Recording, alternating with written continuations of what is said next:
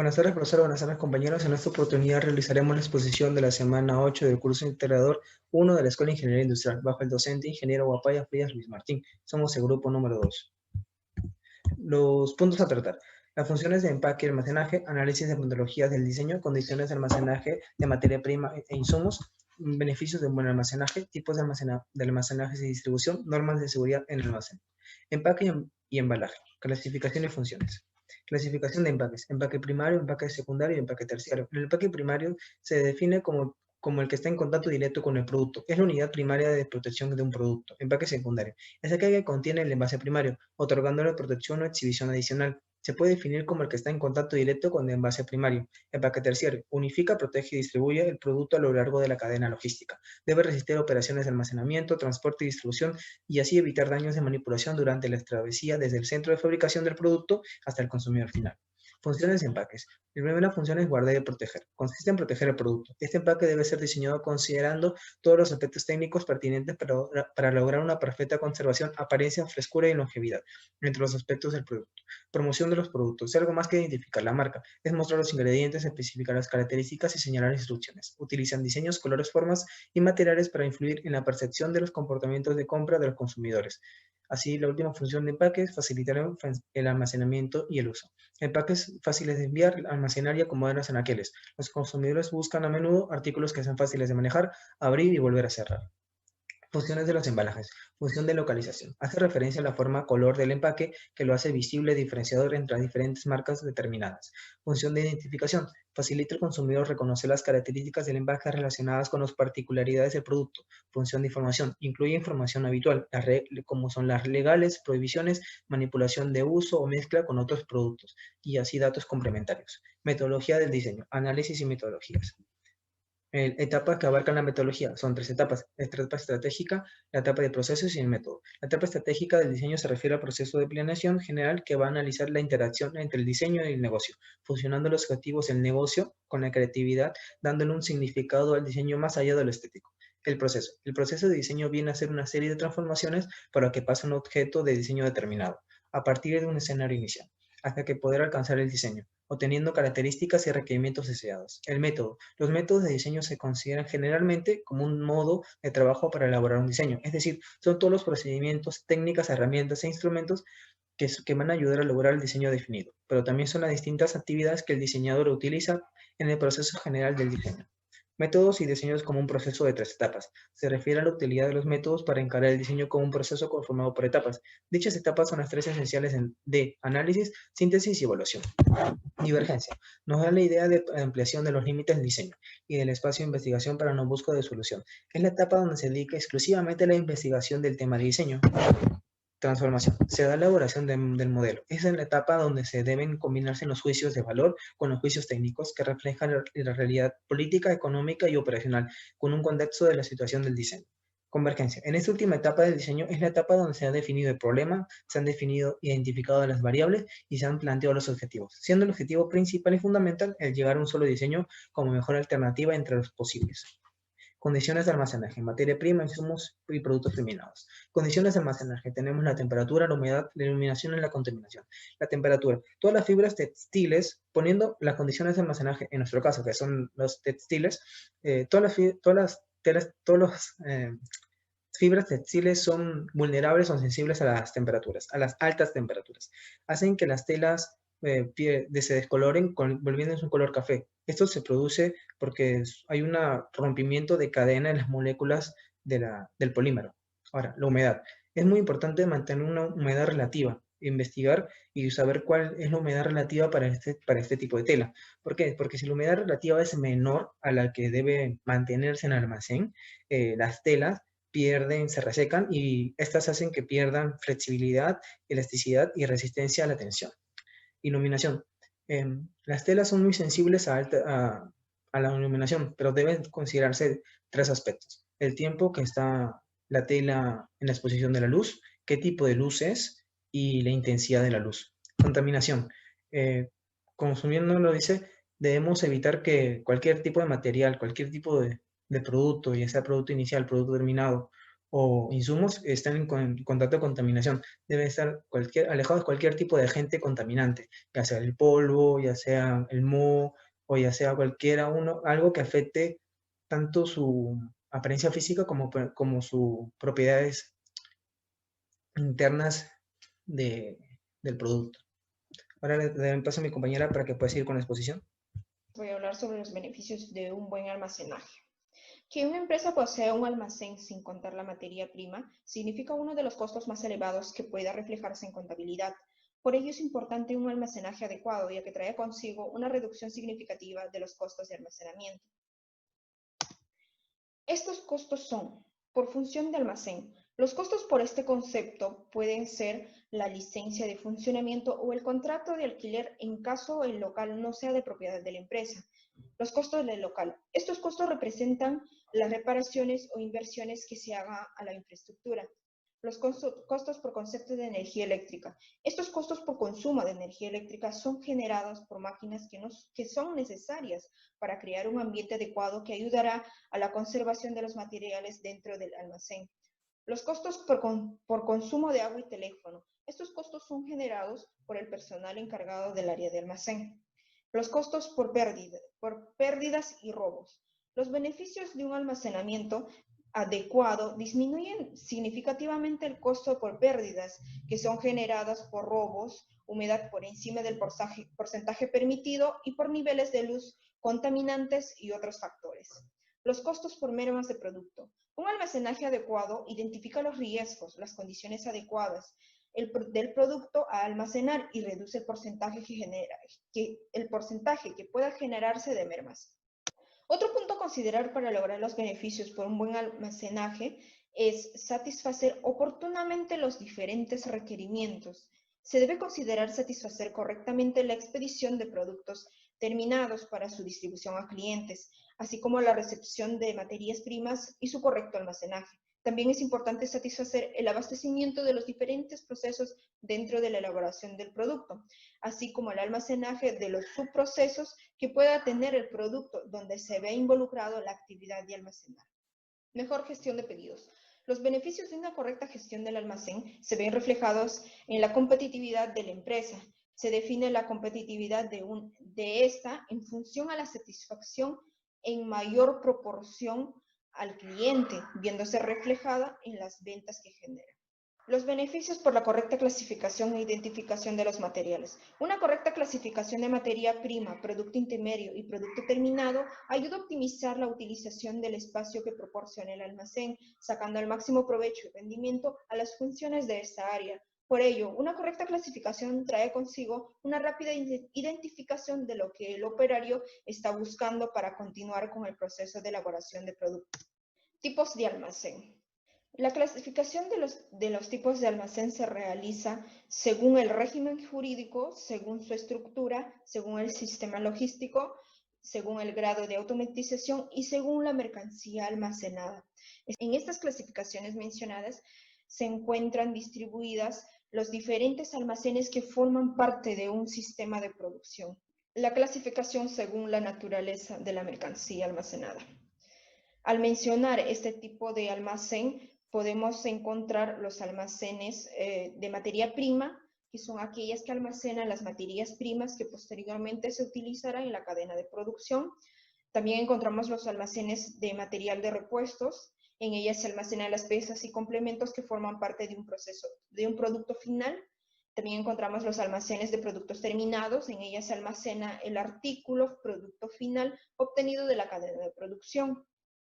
El almacén de cargas, en el que consiste básicamente en el agrupamiento de un conjunto del mismo artículo o artículos diferentes en un soporte como una paleta con la finalidad de ser expedidas posteriormente. Los tipos de almacén según su estructura.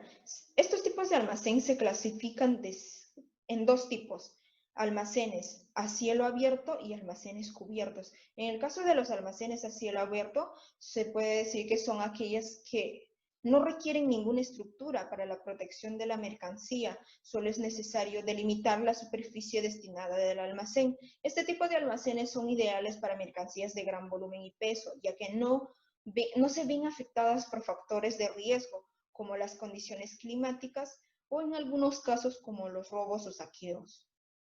Los almacenes cubiertos son aquellos que requieren una infraestructura adecuada y acondicionada para almacenar la mercancía. En ellas se almacenarán artículos que no deben ser expuestos al aire libre debido a que se ven afectadas sus características y reducen la finalidad de funcionamiento o uso.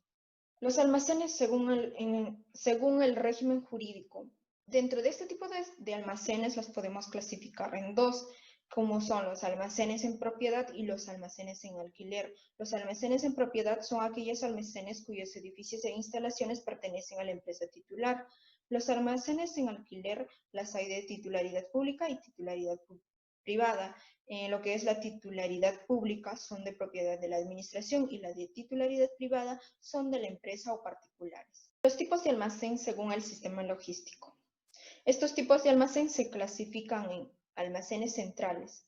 Estos almacenes son el primero en el escalón del sistema logístico. En ellas se almacenan productos acabados que suelen suministrar a otros almacenes pertenecientes a distintas zonas.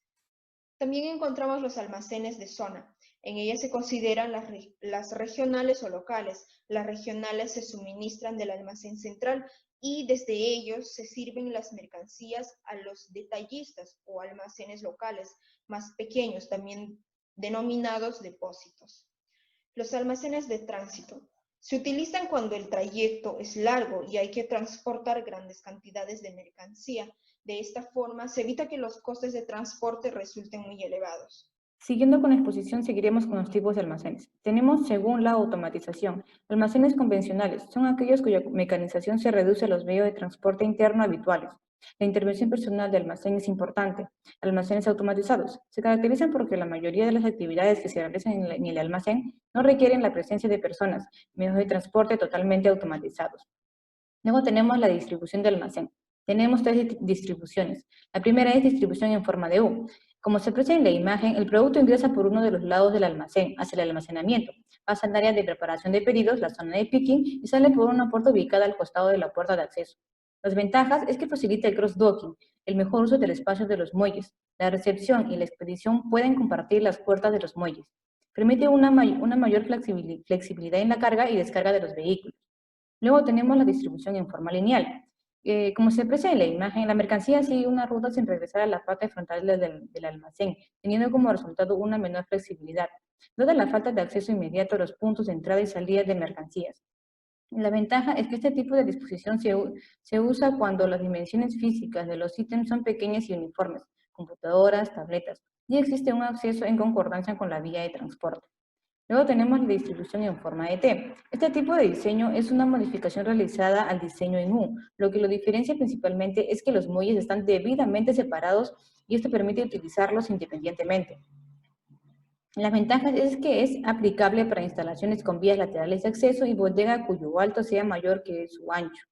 Luego tenemos las zonificaciones de almacenes. Distribución de zona interna del almacén. En estas tenemos 5 tipos de zona. La primera es zona de recepción.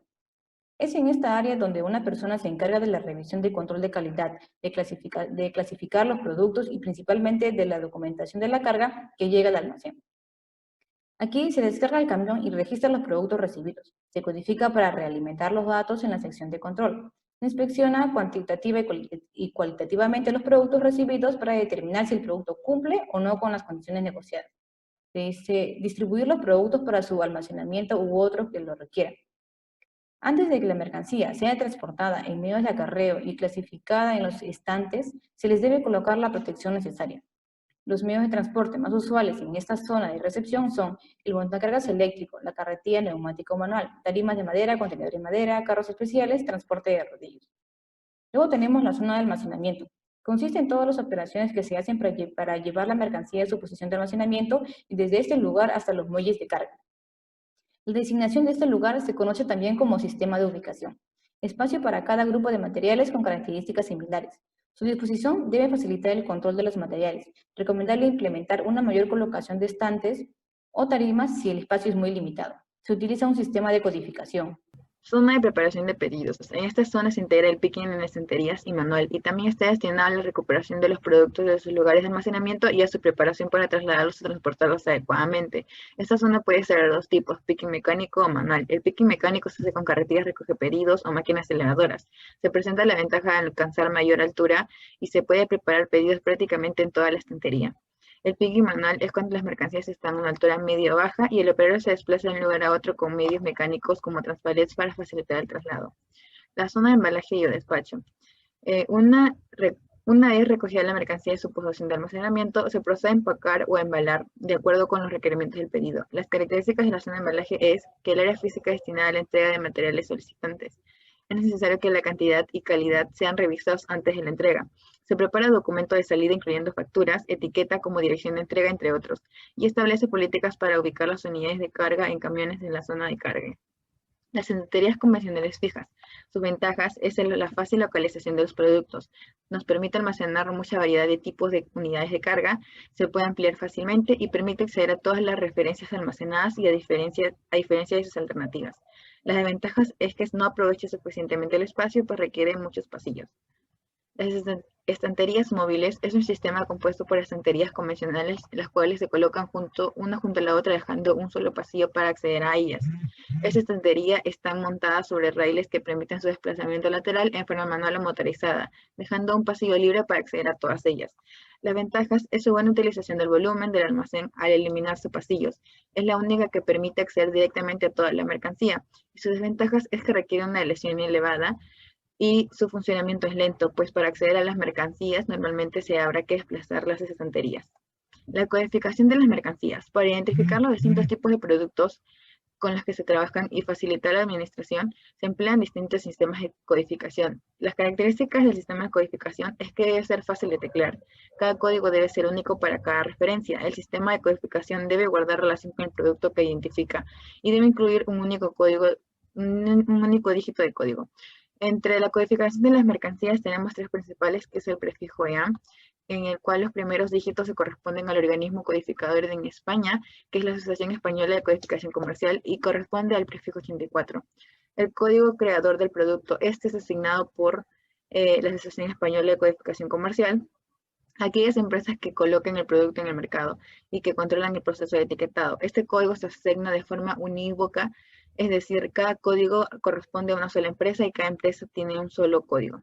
El código de identificación del producto. La empresa que posee un código creador del producto puede asignar a sus productos el ZIP de forma libre, con la única restricción de que cada código debe estar formado por 5 dígitos y que debe existir un único código por artículo. El sistema de localización. La numeración por estantería. Se enumeran los distintos niveles de profundidad de cada estantería y por último cada uno de los niveles anteriores se enumeran a las distintas alturas de las estanterías. Y la numeración por pasillos se enumeran los pasillos para posteriormente ir numerando de derecha a izquierda los distintos niveles de profundidad. Aquí tenemos una imagen referencial y a su vez también se enumeran los estantes mediante niveles. La distribución de los pasillos. Aquí tenemos dos tipos. En la primera es que se emplean 2 pasillos para cada estantería. Uno de estos pasillos se suele utilizar para la realización del picking y el otro para la elevación de cargas. En el otro lado tenemos que se emplea un pasillo para cada estantería. En este caso las estanterías se colocan de 2 en 2, empleando un único pasillo para la elevación de los palets y para la realización del picking. En esta opción se aprovecha mejor el espacio que el anterior, pero en almacenes con mucho movimiento de materiales puede rentabilizar la operación del almacenaje. Almacenamiento en bloque. Consiste en apilar las mercancías una encima tras otra formando bloques compactos. Es un sistema que se emplea tanto para palets como para mercancías sin paletizar. La ventaja es que no se necesita infraestructura y se puede manipular de forma manual o con maquinarias sencillas. La desventaja es que las mercancías se pueden deteriorar fácilmente si el embalaje no es consistente. Solo se puede extraer la última carga que se almacenó, con lo que la mercancía no se renueva. No se puede apilar a mucha altura, pues las mercancías tienen una resistencia determinada, con lo que se desperdicia mucho el espacio en el almacén. El sistema Dry-In se trata de un sistema de almacenaje sin pasillos, lo cual se eliminan los travesaños de las estanterías, pudiendo introducir las carretillas en el interior de las mismas. Al no existir travesaños, los palets se apoyan sobre los carriles dispuestos a lo largo de las estanterías. Las ventajas es que solo se requiere un pasillo para acceder a las mercancías, con lo que el ahorro del espacio es considerable. Es un sistema que se requiere menos inversión que sus alternativas y permite almacenar a buenas alturas. La desventaja es que su funcionamiento es lento y poco selectivo y solo se puede acceder a determinados palets. Este sistema requiere tener que distribuir los palets en el interior de las estanterías y requiere el empleo de palets de una misma dimensión y o que sea homogénea. El sistema dinámico es que está compuesto por túneles ligeramente inclinados y provistos de rodillos, de tal manera que la introducción de palet se realiza por uno de los extremos de las estanterías, colocándose por su propio peso y la ayuda de los rodillos en la cola de la línea. La extracción se realiza por el otro extremo de la estantería. La ventaja es que es un sistema rápido, aprovecha más el espacio al necesitar solo 2 pasillos y permite que la mercancía se renueve. Las desventajas es que la instalación requiere una inversión elevada y también requiere que la mercancía sea homogénea, pues los palets dentro de cada túnel deben ser idénticos. Continuando con la exposición, vamos a hablar ahora del transporte interno en almacén. Primero tenemos las apiladoras manuales y mecánicas. Las manuales son aparatos más sencillos de manutención y elevación, con su capacidad de carga no superior a 1 kilo y altura de elevación de 2 a 3.5 metros. Después, las mecánicas, su capacidad de elevación es más elevada. Para ambos tipos, el ancho del pasillo necesario es insuficiente para poder girar el apilador y depende mucho del modelo. Después tenemos las carretillas. Las tenemos manuales, retráctiles y contrapesadas. Las manuales son vehículos sin motor que permiten transporte a mano. Luego, las contrapesadas, la altura máxima de elevación suele situarse de 6 a 9 metros y su capacidad de carga es muy amplia y se sitúa entre los 1 y 4 kilogramos. Después tenemos las retráctiles. La capacidad de carga oscila entre el kilo y los 3 kilos. Y la altura alcanzable oscila entre 3 a 12 metros si es de mástil triple. Después vamos a hablar de la normativa en el almacén, la seguridad. La seguridad básica que deben tener los almacenes es instalar la iluminación adecuada, la buena ventilación, la señalización y fácil acceso a los extintores, las salidas de emergencia señalizadas y libres de obstáculos. Los pasillos deberán tener el ancho suficiente para facilitar el transporte y manejo de mercancías. Después, la reducción de cruce de pasillos para evitar choques y la disponibilidad de vías exclusivas para el desplazamiento de personas. Las principales señalizaciones que deben tener todo almacén son los baños, las áreas operativas, las zonas seguras en sismo, las rutas de evacuación, las puertas de evacuación, el mapa layout del almacén y el mapa de identificación de riesgos. Las formas geométricas de estas señalizaciones deben ser en círculo con diagonal, círculo, triángulo equilátero, cuadrado, rectángulo, de diferentes colores, de acuerdo a lo que significa. Puede ser prohibición, obligación, las condiciones de seguridad, rutas de escape o seguridad contra incendios. De repente depende del color y también depende de qué señalización vamos a poner. Podemos poner prohibido fumar, uso de protección ocular, la dirección que debe seguirse, el extintor de incendio o los riesgos eléctricos. La seguridad del personal.